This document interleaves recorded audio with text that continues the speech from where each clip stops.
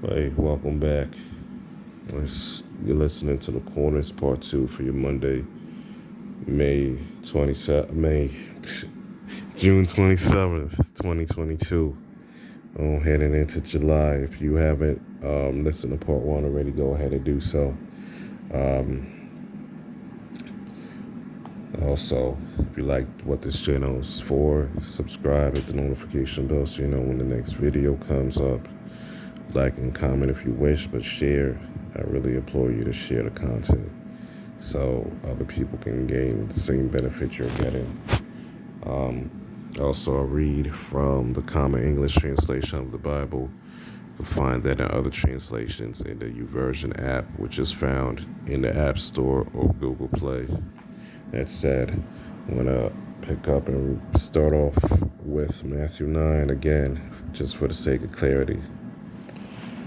Boarding on a boat, Jesus crossed to the other side of the lake and went to his own city. People brought to him a man who was paralyzed, lying on a cot.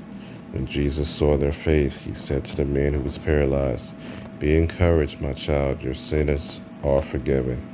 Some legal experts said amongst themselves, "This man is insulting God." But Jesus knew what they were thinking and said, "Why do you fill your minds with evil things? Which is easier to say, 'Your sins are forgiven,' or to say, 'Get up and walk'? But so you will know that the human one has authority on the earth to forgive sins." He said to the man who was paralyzed, "Get up, take your cot, and go home." The man got up and went home. When the crowd saw what had happened, they were afraid and praised God, who had given such authority to human beings. As Jesus continued on from there, he saw a man named Matthew sitting at a kiosk for collecting taxes. He said to him, "Follow me." And he got up and followed him. As Jesus sat down to eat in Matthew's home, many tax collectors and sinners joined Jesus and his disciples at the table. But when the Pharisees saw this, they said to his disciples, Why does your teacher eat with tax collectors and sinners?" When Jesus heard it, he said, "Healthy people don't need a doctor, but sick people do. Go and learn what this means. I want mercy and not sacrifice. I didn't come," and that quote was from Hosea 6, verse 6, as I read previously. The last book and chapter that I read. "I didn't come to call righteous people, but sinners." At this time, John's disciples came and asked Jesus, "Why do we and the Pharisees frequently fast, but your disciples never fast?" Jesus responded, "The wedding guests can't mourn while the groom is still with them, can they? But the days will come when the groom will be taken away from them, and then they will fast. No one sews a piece of new unshrunk cloth on old clothes, because the patch tears away the cloth and makes a worse tear. No one pours new wine into old wineskins. If they did, the wineskins would burst, the wine would spill, and the wineskins would be ruined. Instead, people pour new wine into new wineskins so that both are kept safe." When Jesus was speaking to them, a ruler came and knelt in front of him, saying, "My daughter has just died, but come and place your hand on her and she'll live." So Jesus and his disciples got up and went with him. Then a woman who had been bleeding for 12 years came up behind Jesus and touched the hem of his clothes. She thought, "If only I touch his robe, I'll be healed." When Jesus turned and saw her, he said, "Be encouraged, daughter, your faith has healed you." And that woman was healed from that time on.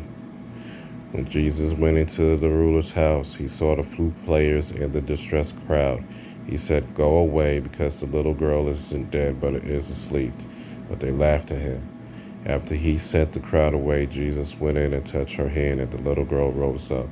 News about this spread throughout that whole region. As Jesus departed, two blind men followed him, crying out, "Show us mercy, Son of David." When he came into the house, the blind men approached him, and Jesus said to them, "Do you believe I can do this?" "Yes, Lord," they replied. Then Jesus touched their eyes and said, It will happen for you just as you have believed. Their eyes were open. Then Jesus sternly warned them, make sure nobody knows about this. But they went out and spread the word about him throughout that whole region. As they were leaving, people brought to him a man who was demon possessed and unable to speak. When Jesus had thrown out the demon, the man who couldn't speak began to talk. The crowds were amazed and said, nothing like this have ever been seen in Israel. But the Pharisees said, he throws out demons with the authority of the ruler of demons. Jesus traveled among all the cities and villages, teaching in their synagogues, announcing the good news of the kingdom and healing every disease and every sickness. Now when Jesus saw the crowd, he had compassion for them because they were troubled and helpless like sheep without a shepherd. Then he said to his disciples, the size of the harvest is bigger than you can imagine, but there are few workers. Therefore, plead with the Lord of the harvest to send out workers for his harvest. It's Matthew chapter 9. And that's concluding today's edition of The Corner with E-Dub. It's been a blessing for me reading this to you. I hope it's been a blessing for you, listener, hearing this. May the Most High God continue to provide blessings to your loved ones, you, of course, your loved ones and your family. May He protect you and their going out and coming in.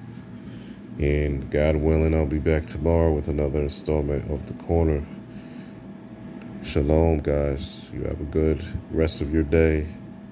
Be well and stay well. Peace.